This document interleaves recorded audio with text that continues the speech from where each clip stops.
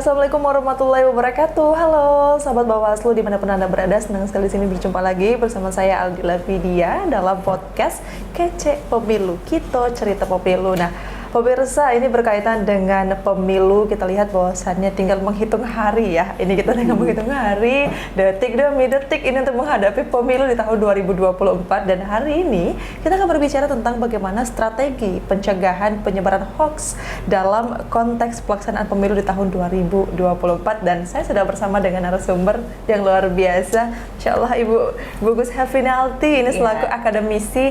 Juga kalau kita kenal ya, istilahnya ada Mafindo nih, Masyarakat Anti Fitnah Indonesia nih, Ibu Korwilnya langsung di sebelah saya sudah hadir. Selamat siang Ibu Gus. Siang Lala dan sahabat Bawaslu dimanapun berada ya. Iya, apa kabar? Sehat semuanya. Sehat. Iya. Ibu, ini kalau kita lihat pemilu kayak yang di awal tadi menghitung hari. Ini sudah mulai memasuki, kalau masa kampanye saja ini tinggal beberapa hari lagi Bu ya untuk masa kampanye. Dan artinya kalau kita lihat untuk pemilu ini kan sudah mulai juga banyak yang menyebarkan informasi-informasi. Nah, salah satunya yang dikhawatirkan adalah penyebaran hoax nih Bu, yang mulai bertebaran di tengah masyarakat. Sebenarnya Ibu, kategori hoax itu sendiri seperti apa sih Bu? Iya, sebelumnya kita membahas dulu ya, sebenarnya kenapa sih hoax itu menjadi terkenal dibandingkan dengan calonnya ya, lebih terkenal hoaxnya. Iya, sebenarnya gini, hoax itu ada karena ya penggunaan dari sosial atau media digital itu tidak semestinya ya. Nah, kenapa itu terjadi? Perkembangan teknologi ini kan menempatkan kita manusia atau penggunanya itu adalah sebagai komoditas. Jadi yang menjadi komoditas itu bukan hanya pesannya, bukan hanya hoaxnya, tetapi orangnya, pengguna media sosial atau media digital itu adalah sebagai komoditas. Kita melihat bahwa saat ini bukan hanya di Indonesia ya, tetapi di seluruh dunia ya penggunaan teknologi itu sangat meningkat, apalagi didukung dengan kondisi-kondisi seperti pandemi ya beberapa tahun yang lalu gitu ya, bergantung dengan teknologi. Nah, kita juga memahami ya di Indonesia sebagai negara yang besar pengguna internetnya itu sudah masuk ke di angka 77. Saya mengambil data dari Hotsuite ya, 77% masyarakat Indonesia adalah pengguna internet. Bayangkan, iya 77%. Artinya itu kan ada sekitar 200 juta sekian ya pengguna internet. Nah, di dalam pengguna internet tuh tentu kan banyak tuh beragam.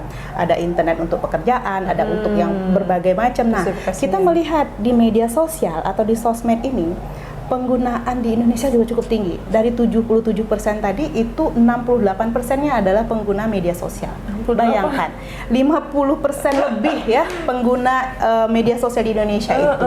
Artinya apa? Bahwa kita melihat sekarang kondisinya hampir sebagian besar ya ketergantungan ataupun interaksi masyarakat itu sudah banyak dimediasi oleh yang namanya sosial media atau media-media digital ya. Belum lagi kita melihat di Indonesia berapa banyak sih waktu yang dihabiskan oleh masyarakat atau netizen ya, namanya netizen itu maha benar ya, belum pernah salah. Semuanya pokoknya benar netizen. Iya, berapa banyak waktu yang mereka gunakan untuk mengkonsumsi. Tidur aja tuh udah cari handphone. Ternyata memang ada kaitannya dengan Hotsuite ini juga tadi. Sudahlah 77% masyarakat pengguna internet, 68%-nya pengguna media sosial. Lalu waktu yang dihabiskan untuk menggunakan media ini lebih kurang 7 jam. Lebih 7 jam lebih. Kalau misalnya waktu produktif kita sehari itu 12 jam, bayangkan 7 jam saya digunakan untuk mengakses sosial media atau yang berkaitan dengan internet. Nah, dalam hal 7 jam ini berarti kan ada hal-hal yang dilakukan. Jadi bukan hanya dia mengakses, bukan hanya sebagai konsumen, penerima informasi ya. Iya, bukan hanya penerima, bukan hanya yang dituju gitu. Tetapi sekarang ini dunia kita berubah. Kita masuk ke dalam dunia istilahnya prosumerism. Kita sebagai produsen bisa, kita sebagai konsumen pun dalam beberapa waktu yang berbeda, ya sedikit waktu beberapa detik kita bisa jadi konsumen. Bahkan kita juga sebagai distributornya atau yang membagikan, sehingga tiga posisi ini tuh nggak bisa terlewatkan gitu loh. Kompleks ya, kompleks. Media sosial ini. Ya, sebagai produsen, sebagai konsumen, dan sebagai distributor. Sehingga inilah yang membedakan bagaimana perubahan dari cara berkomunikasi masyarakat itu di dalam penggunaan media digital. Nah, di dalam penggunaan itu, yaitu tadi, clue-nya itu, apa sih yang dilakukan gitu, apa sih yang dinikmati. Salah satunya itu adalah penyebaran hoax itu, ya. Hoax itu kalau didefinisikan adalah sebagai informasi, ya, informasi palsu, informasi yang tidak sesuai dengan kenyataannya, yang ditujukan untuk mendiskreditkan seseorang, untuk merugikan orang lain, untuk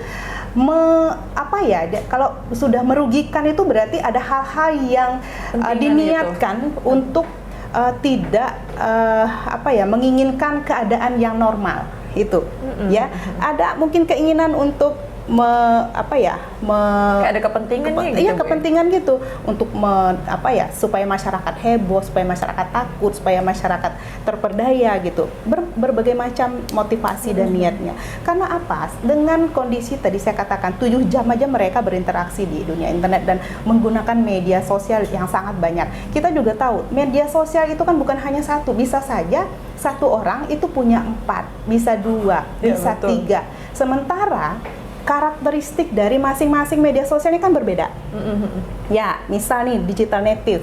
Digital native itu mereka udah nggak pakai Facebook, jauh dari Facebook, ya. Walaupun Facebook adalah media sosial pertama yang mereka kenal, ya. Selain yang sebelumnya, sebelum mereka lahir sebenarnya banyak. Tapi Facebook itu sebagai tonggak sejarah di 2004, ya, itu dikenal. Lalu beranjak lagi ke Instagram, ya, beranjak lagi ke YouTube, beranjak lagi ke Twitter, dan sekarang ada TikTok. Gitu kan. Jadi bentuknya, rupa-rupanya banyak, tetapi sesungguhnya karakteristiknya berbeda. Dan dengan karakteristik yang dimiliki oleh media sosial ini, masing-masing pengguna itu meng-create ataupun berusaha untuk melahirkan, membuat sebuah karya barangkali, ataupun karya itu postingan, ya. Kalau dipublish namanya postingan, itu ada juga unsur-unsur hoaxnya, dan itu banyak sekali, ya. Artinya hoax itu informasi yang tidak berdasarkan fakta, gitu. Iya, baik Ibu. Kalau kita lihat tadi kan hoax ini dia ada unsur kepentingan, atau dia memang sengaja untuk dibuat merugikan orang lain. Tapi sebenarnya dampaknya itu artinya luas, Bu, ya. Luas sekali. Bahkan hoax ini kan dianggap sebagai ancaman bangsa, ya. Karena sekarang ini, karena interaksi kita banyak dimediasi oleh media sosial, semua informasi itu konfirmasinya ke media sosial seperti itu.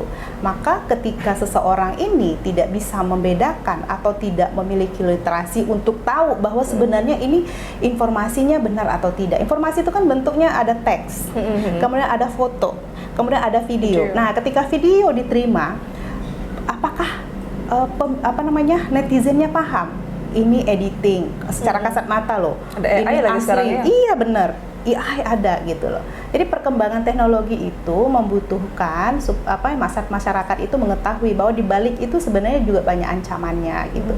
Saya tidak mengatakan bahwa semua efeknya adalah efek negatif, tentu tidak. Ya, positif pun itu sangat banyak didapatkan dari perkembangan ini. Namun ya, karena positif itu tentu itu yang kita harapkan, negatif ini yang perlu kita kita minimalkan seperti itu. Salah satunya adalah penyebaran hoax di tengah-tengah masyarakat, apalagi menjelang pemilu begini.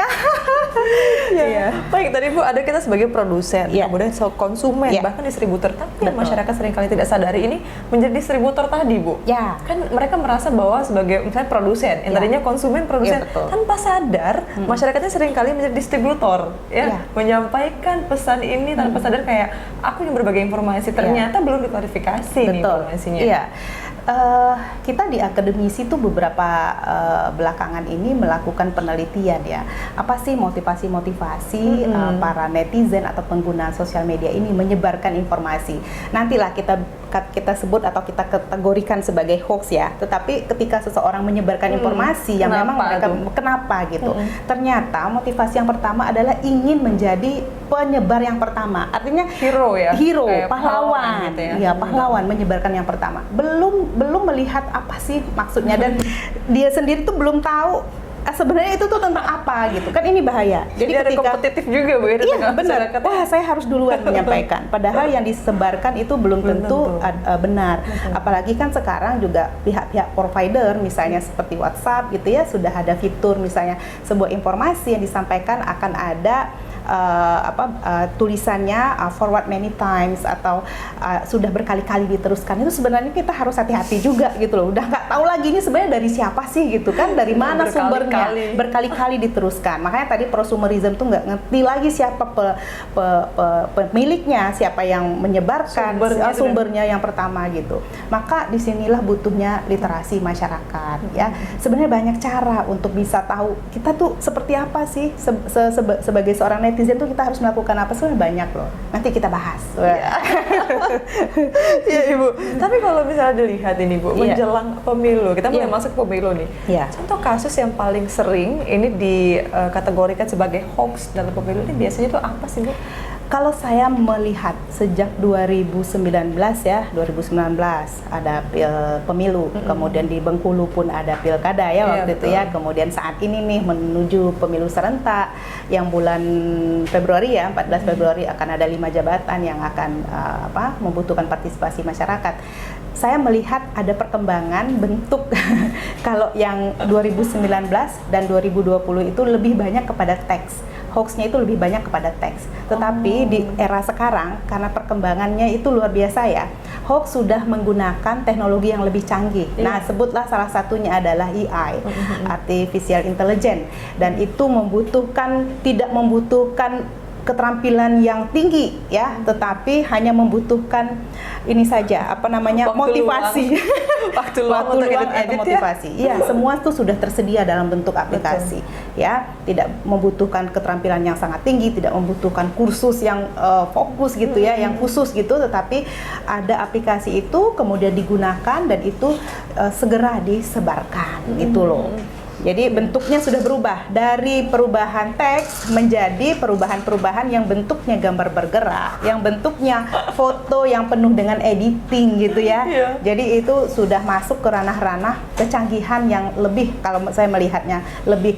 Tapi tidak menutup kemungkinan saya juga pernah menemukan beberapa teks yang isinya tentang itu. Kalaupun tidak teks ya, maksudnya sebenarnya dia tidak membuat hoax di dalam badan teks, tapi antara judul dan teks itu berbeda, itu juga termasuk kategorinya gitu loh.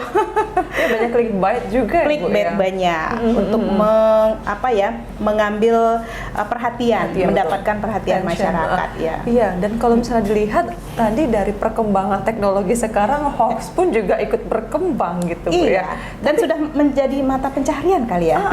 Jadi banyak buzzer-buzzer juga untuk yang hoax gitu ya. Dan ini mungkin sahabat Bawaslu kita lihat bahwasannya Ibu untuk pemilu, kalau dilihat dari beberapa tahun belakangan yang sudah berjalan gitu Bu ya, kasus-kasus hoax ini kan sudah banyak. Meskipun dia berkembang, tapi kan ada beberapa yang masih sama ya. Hoaxnya yang masih sama. Nah itu bisa nggak kita tuh kayak memprediksi gitu Bu? Kan ada istilah HLBK lah. Kalau CLBK itu cinta lama bersemi kembali, kalau HLBK hoax lama bersemi kembali, kan gitu ya. Karena ini kan rutinitas, biasanya kalau kayak pemilu kan rutinitas setiap 5 tahun sekali misalnya gitu ya.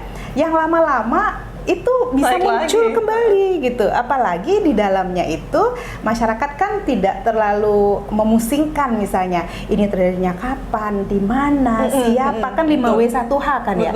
Kalau misalnya seorang netizen hanya melihat asik-asiknya saja gitu ya, tanpa tahu ini terjadi di mana, kapan, siapa saja, mengapa dan bagaimana, kan nggak pernah begitu. Kalau begitu kan ribet gitu ya, ribet untuk menjelaskan. Tapi kan paling tidak kita menerima informasi itu bisa melihat ini dari kualitas foto saja, kita sudah bisa ini loh membedakan gitu ya, apakah ini foto lama atau tidak.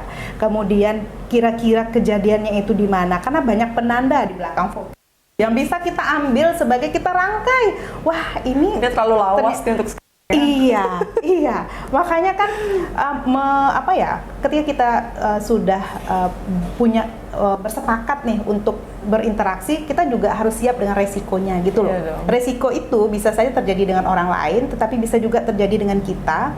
Kita bisa tahu bahwa kalau terjadi dengan orang lain, kita bisa belajar dari apa sih yang terjadi itu gitu loh. Jadi kita ini kalau sudah menggunakan media digital, resikonya pasti sudah siap juga dengan itu. Iya, gitu. harus siap dengan apa yang bakal terjadi. Kecuali tidak mau mengenal sama sekali, kan ada juga begitu, yang betul. apatis gitu ya, Betul. yang apatis gitu. Tapi orang yang menggunakan media sosial nggak boleh apatis sebenarnya. Nggak boleh. Itu kan sebenarnya perkembangan media sosial atau media digital itu kan sesuatu yang membantu kan ya. Dulu siapa yang bisa memprediksi, kecuali McLuhan ya katakan ya, yang dia katakan nanti satu waktu ada ketergantungan masyarakat membentuk budaya baru, perilaku baru, kan sekarang terbukti gitu. Memang terprediksi yang dulu itu terjadi pada saat ini. Tapi ketika ini terjadi ya, ada ketidaksiapan barangkali. Kalaupun sudah sangat siap ya dengan perkembangan teknologi ini, tapi belum siap dengan apa yang harus dilakukan, kemampuan apa yang harus saya miliki sebagai seorang netizen gitu loh. Jadi kita kayak punya sedia payung sebelum hujannya itu ya Bu? Iya, benar. Nah itu yang mungkin sudah ada dimiliki oleh netizen, tapi cara untuk melakukannya itu bagaimana gitu? Iya. Ya, itu. Artinya kalau kita lihat ini Bu, dari isu-isu yang sudah lama berkembang dan kebanyakan masyarakat kan kayak nggak ngeh ya, kayak nggak ngeh karena nggak terlalu peduli dengan isu apa yang berkembang misalnya di tahun 2019 pemilu pada saat itu. Artinya saat ini apakah kita juga harus memperhatikan nih Bu, hoaxnya seperti apa nih? Bisa jadi nanti muncul lagi ini hoaxnya. Betul. Gitu. Misalnya gini loh, masyarakat yang masuk ke dalam kategori pemilih pemula, nah ini loh. 4 tahun yang lalu tuh mereka tuh masih belum apa-apa, artinya tuh belum tahu apakah ini dulu 4 tahun yang lalu ini adalah sebuah informasi yang salah misalnya gitu ya. 4 tahun itu kalaupun sekarang mereka sudah semester 1, 4 tahun yang lalu tuh mereka masih kelas 3 SMP, apakah emang peduli dengan hal seperti itu? Itu loh. HLBK itu menyasar kepada orang-orang ataupun calon-calon pemilih gitu ya, yang memang luput dari perkembangan sebelumnya. Lah kalau kita, misalnya saya yang udah setiap pemilu mengikuti, kalau saya paham, oh ya ini kan dulu paham kita masih gitu ya, masih ngeh. Tapi bagi pemilih pemula yang jumlahnya tidak sedikit ya, jumlahnya itu lebih kurang 45%. 45. Pemilih pemula saja itu. Nah, kalau pemilih pemula kan mereka harus mencari preferensi politik yang benar ya kan. Jadi kalau misalnya mendapatkan informasi, itulah yang mereka percaya. Betul. Ya kan? Untuk mendapatkan informasi itu dari media apa, itulah yang mereka cari. Nah, celakanya ketika mereka mencari, yang dicari ini unsurnya itu adalah masuk ke dalam disinformasi lah. Wah, gimana tuh? Dan biasanya kan interaksi orang di sosial media itu kan istilahnya adalah kolektivitas. Yang ini sudah didukung banyak orang, diikuti banyak orang. Ketika orang melihat, wah ini bagus nih, ada yang mengikuti, dia ikut-ikutan juga. Nah itu sikap kritisnya sudah nggak muncul lagi, itu loh. Iya, artinya sasarannya sekarang ini bisa ke pemilih pemula juga sangat, ya, maksudnya untuk mengcounter hoax ini masuk. Karena lagi mereka gitu belum mengenal itu pada saat itu. Kan fokusnya nggak ke situ mungkin ya. Iya, benar. Aku juga kayaknya waktu masih SMP kayaknya nggak terlalu ya mengikuti yang untuk partai-partai ataupun ya pemilu seperti itu. Kayaknya belum deh. Ini juga berkaitan dengan penelitian saya ya tentang pesan populer apa yang yang menjadi pesan persuasif bagi pemilih pemula. Popularitas pesan seperti apa? Pesan politik bagi pemula. Jadi saya menemukan nih tahun 2023, saya sekarang sedang menyusun publikasinya. Ternyata pemilih pemula itu memang mencari preferensi politiknya itu bukanlah kepada media-media luar ruang. Bukan, ternyata mereka nggak tertarik.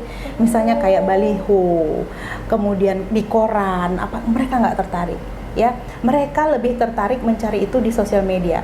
Paling banyak yang mereka gunakan adalah Instagram dan TikTok.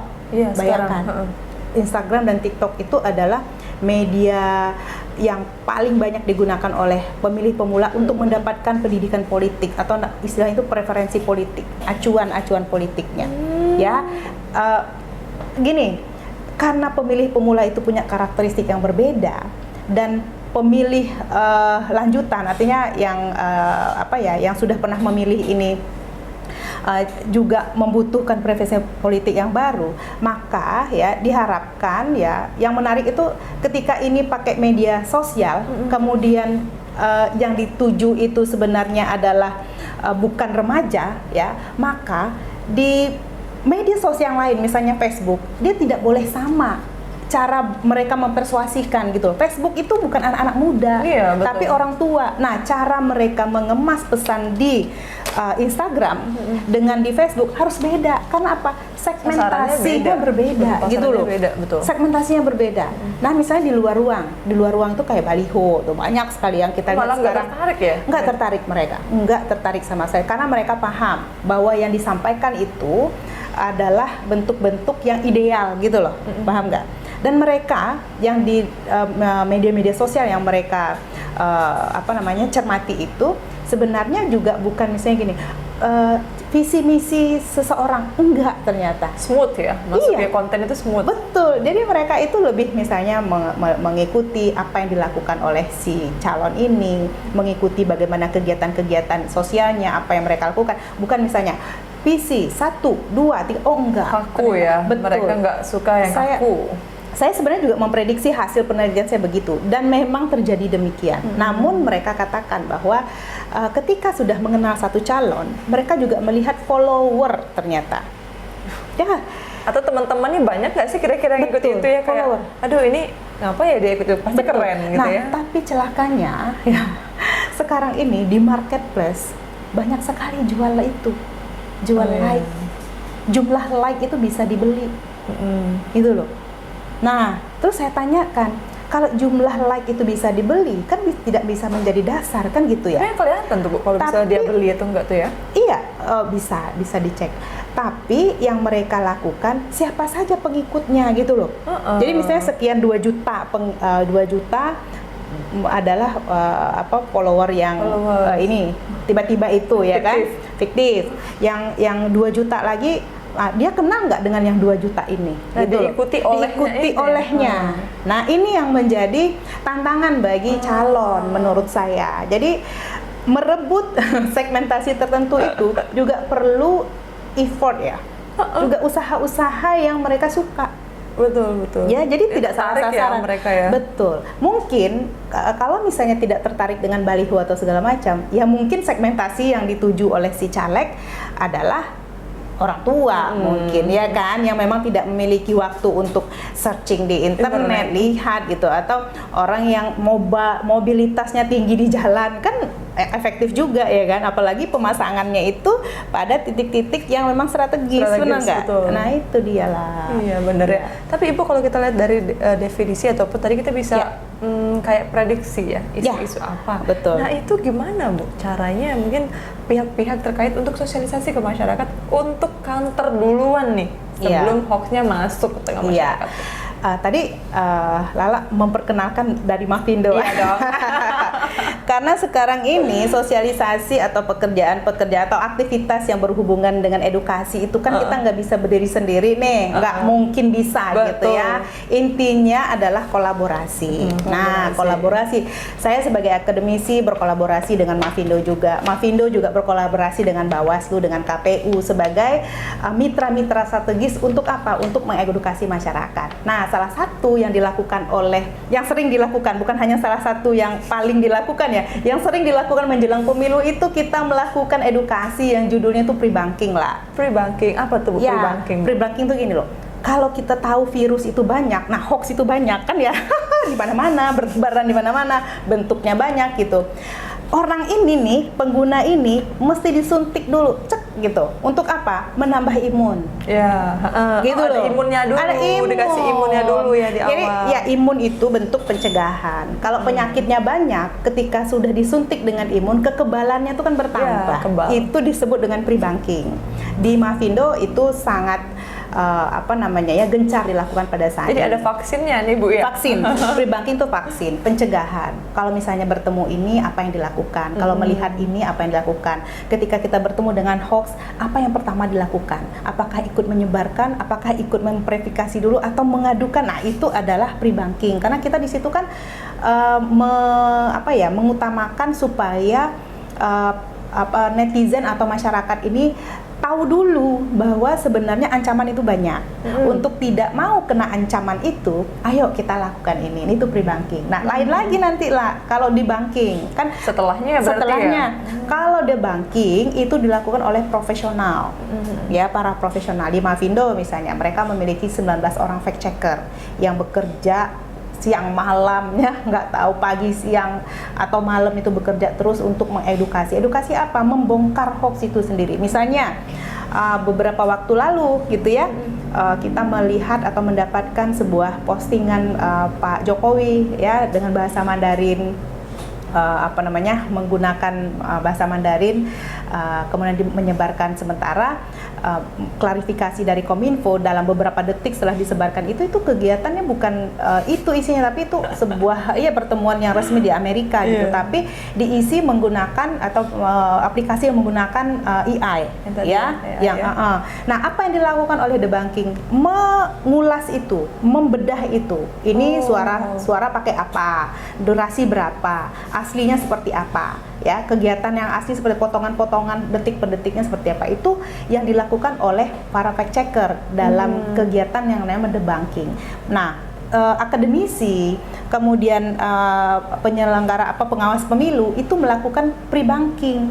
Jadi mencegah ya. Iya, kalau dulu kan paradigmanya melihat dulu nih ya hasil fact checker membongkar, udah nggak bisa lagi. Kalau kita hanya menunggu hasil pembongkaran satu kasus hoax gitu ya, jadi kan ada jeda waktu di mana hoax yang lain itu masuk kepada personal-personal. Maka yang paling memungkinkan pada saat ini, yang paling efektif adalah melakukan pre-banking, memberikan imunisasi imun tubuh ya, meningkatkan kekebalan di tubuh. Ketika kita bertemu dengan informasi begitu, kita sudah siap bagaimana dan apa yang kita lakukan sebagai netizen. Iya benar. Karena kalau kita lihat benar Bu ya, ada jeda waktu tadi di antara hoax-hoax ini ketika belum diklarifikasi, kita ikut menyebarkan. Jeda waktunya ini hoax lain bisa detik gitu ya. per detik. Iya, karena kadang walaupun dia sudah diklarifikasi sekalipun Bu informasinya, orang yang sudah menyebarkan tadi dia nggak mau klarifikasi. Jadi bentuk klarifikasinya lebih banyak daripada dengan dia mengklarifikasi ulang. Iya, betul. Menyebarkannya lebih banyak gitu. Karena penyebaran hoax itu ternyata lebih cepat dibanding orang berpikir lah. Gimana itu ya? Kecepatan jari itu lebih cepat dibandingkan berpikir. Artinya apa? Berpikir kritis itu tidak dimiliki banyak orang ketika mengambil sikap sebagai penyebar terlebih dulu. Tapi yang idealnya secara logis harus memahami dulu yang kita sebarkan ini apa. Iya kan? Kalau misalnya dilihat sumbernya nggak jelas, benar nggak? Iya kan? Kemudian kita verifikasi ke dalam media-media yang lain atau website yang lain, isinya juga nggak ada tentang itu misalnya ya. Kemudian 5W1H paling nggak terpenuhi lah ya, kapannya gitu ya, di mana siapa. Iya. Kemudian setelah tidak menemukan itu, kita tetap menyebarkan, berarti kan kita sudah tahu tuh kita penyumbang nih. Iya kan? Penyumbang gitu. Nah, tapi ada juga yang sudah tahu tapi berpikir apakah ini penting saya sebarkan. Iya kan? Penting untuk kita, itu belum penting untuk orang lain. Bermanfaat untuk kita, belum tentu juga bermanfaat orang lain. Makanya kan keluar nih istilahnya, jangan posting, jangan yang penting posting, tapi postinglah yang penting. Kan gitu ya. Jadi manfaat untuk saya tuh belum tentu bermanfaat untuk Lala. Ya kan? Padahal memang benar informasi itu, gitu loh. Jadi itu yang perlu diedukasi kepada masyarakat gitu. Dan masyarakat juga harus tahu bahwa interaksi di sosial media atau media-media digital, kita tuh tidak bebas hukum loh gitu. Kita tuh punya regulasi-regulasi yang juga mengatur itu. Mengatur itu ya, yang mengatur kita itu adalah misalnya Undang-Undang ITE. Selain itu juga kita harus memiliki etika di dalam bermedia digital, walaupun dalam kehidupan sehari-hari kita juga harus memiliki etika itu. Iya, baik. Nah, etika dalam bermedia sosial Ibu. Mungkin kita bahas setelah ini ya Bu ya. Kita rehat dulu nih Bu. Ada yang mau lewat kebetulan ya. Jangan kemana-mana Sobat Bawaslu. Setelah kita akan ngobrol-ngobrol lagi tentunya masih di podcast Kece Pemilu.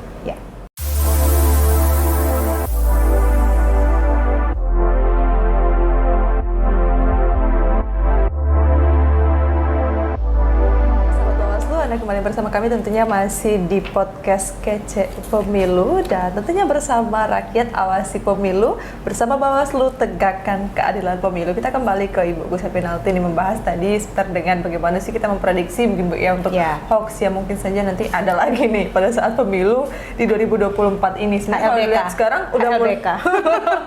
LBK nih hoax lama bersemi kembali. Iya Ibu, kalau dari akademisi Bu melihat ini apa sih Bu peran sertanya dilakukan untuk mencegah ya sedia payung sebelum hujan tadi? Pre-banking ya lah. Pre-banking. Ya kita akademisi tentunya salah satu tridharma ya di dalam perguruan tinggi sebagai akademisi itu adalah melakukan pendidikan. Nah dalam pendidikan itu tentu kegiatan-kegiatan pengajaran itu kita gunakan, kita manfaatkan untuk menambah pengetahuan gitu ya bagi mahasiswa, bagi anak-anak didik kita gitu kan untuk bisa menjadi sebuah ajang ataupun wadah sosialisasi untuk mereka. Tadi yang saya katakan sebagai pemilih pemula ataupun tidak sebagai pemilih pemula itu perlu ditekankan, diperkenalkan bahwa perkembangan teknologi sekarang itu tidak membawa dampak yang baik-baik saja gitu ya. Ada dampak-dampak yang perlu diminimalkan, yang perlu kita kenal seperti itu sehingga kami misalnya di dalam sebagai akademisi itu membawa pre-banking, menjadikan pre-banking itu sebagai salah satu materi, kemudian pelatihan langsung. Iya, karena memang kalau hanya teori aja nggak asik ya. Kalau muda juga nggak mau hanya dengar saja gitu kan, tapi bisa dilakukan dalam bentuk pelatihan-pelatihan. Kita membongkar sebuah isu, kemudian kita juga mengenalkan apakah sebenarnya ketika kita melihat sebuah informasi percaya atau tidak nih dengan informasi. Misal contoh ya, WNA dulu tuh 2019 ya, WNA itu diisukan, ditemukan ikut pemilu ya warga negara Cina misalnya kan 2019 deras sekali tuh.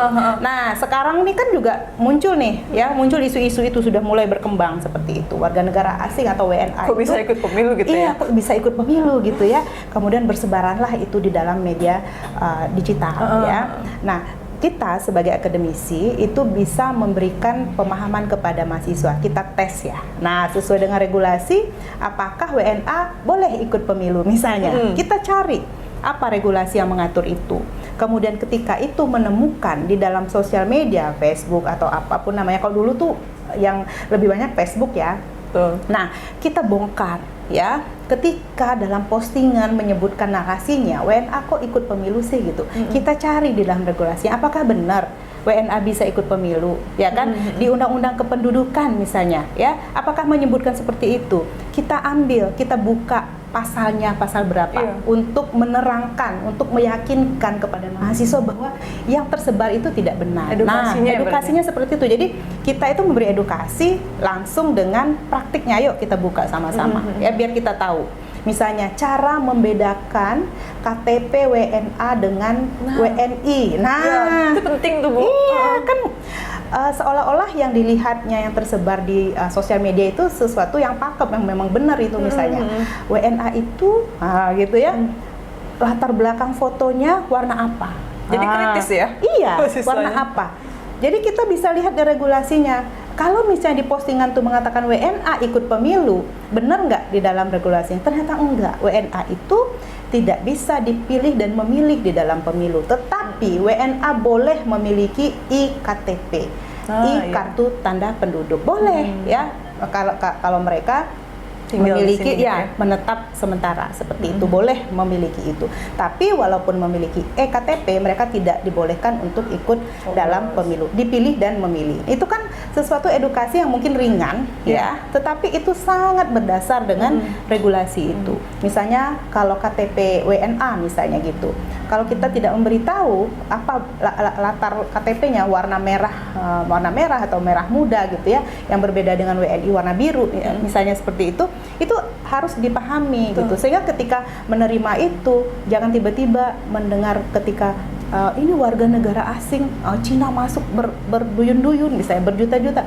Dia sudah punya suntikan tadi itu bahwa yang dikatakan itu tidak benar, sehingga itu dilewatkan. Itu disebut vaksin tadi. Iya, vaksin pre-banking. Benar, imun. Jadi ketika menerima itu sudah tahu, ini nggak benar. Nggak mungkin dong, Kalau memang kayak gitu tidak kan. benar, dia tidak ikut menyebarkan, atau dia bisa memberikan sebagai agen lagi sosialisasi untuk temannya, untuk keluarganya. Itu yang diharapkan dari pre-banking. Jadi satu titik ini bisa menyebar kemana-mana. Titik yang ini akan menyebar kemana-mana, iya, gitu loh. Iya. Jadi tidak menyuntik pada satu orang. Lala punya keluarga di rumah.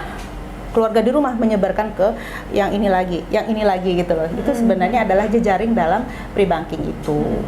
Gitu. Oh iya benar, tapi balik lagi ke Pak Dit, tadi disebutkan kan kita informasi yang penting bagi aku misalnya belum tentu bagi ibu Betul, penting. iya. Tapi ketika kita menemukan informasi kita tidak ada salahnya Bu ya Iya. untuk menyebarkan informasi. Iya, kalau misalnya itu untuk kemaslahatan umat gitu. Iya. Gitu. Jadi tidak juga semua kalau penting egois kita jadinya ya. Betul. Kalau penting bagi kita bisa ini kita aja, penjara simpan gitu aja ya. deh. Enggak, gitu. Tapi kalau misalnya itu bermanfaat juga bagi orang banyak, saya kira perlu disampaikan. Tapi ketika kita sudah tahu bahwa itu tidak benar, sumber nggak jelas, website nggak abal-abal lah gitu ya medianya, ya jangan disebarkan. Iya, Karena betul. penyebar dan pembuat itu hukumnya sama. Betul. Ya, itu undang-undang ITE bukan kata saya. betul. Iya benar. Kayak dulu juga ada Bu ya isu yang menyebabkan bahwa orang di luar negeri kalau coblos itu iya.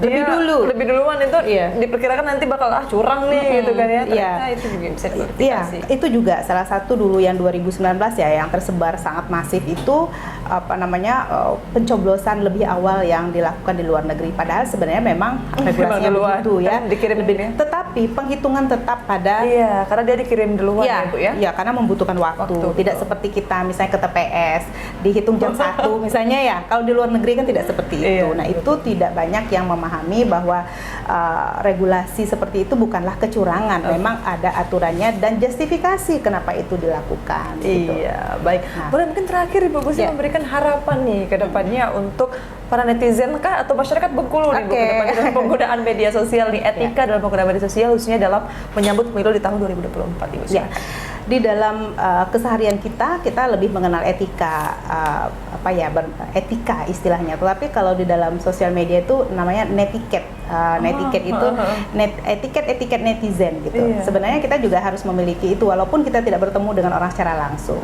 Misalnya penyebaran informasi itu hendaknya ya mengetahui dulu sumbernya dari siapa. Kemudian tidak berkata atau menuliskan hal-hal yang dapat menyudutkan orang lain. Karena sekarang ini Lala dan sahabat Bawaslu kita juga pernah mendengar istilah negatif campaign dan black campaign. Sesungguhnya itu sangat berbeda. Kalau misalnya seperti negatif campaign, menyebarkan informasi sesuai dengan fakta, tetapi tujuannya untuk menyudutkan orang lain, itu toh juga merugikan orang lain gitu, walaupun ada faktanya. Yang lebih menyakitkan itu black campaign atau fitnah istilahnya udah nggak ada, disebarkan, menyudutkan gitu. Itu mungkin akan terjadi banyak dan pengetahuan masyarakat tentang itu harus ditingkatkan bahwa penggunaan media-media digital atau media sosial itu menjadi hak kita semuanya. Itu hak menggunakan media. Tetapi untuk menjadi bijak itu adalah pilihan. Betul. Nah, gitu ya, itu pesannya.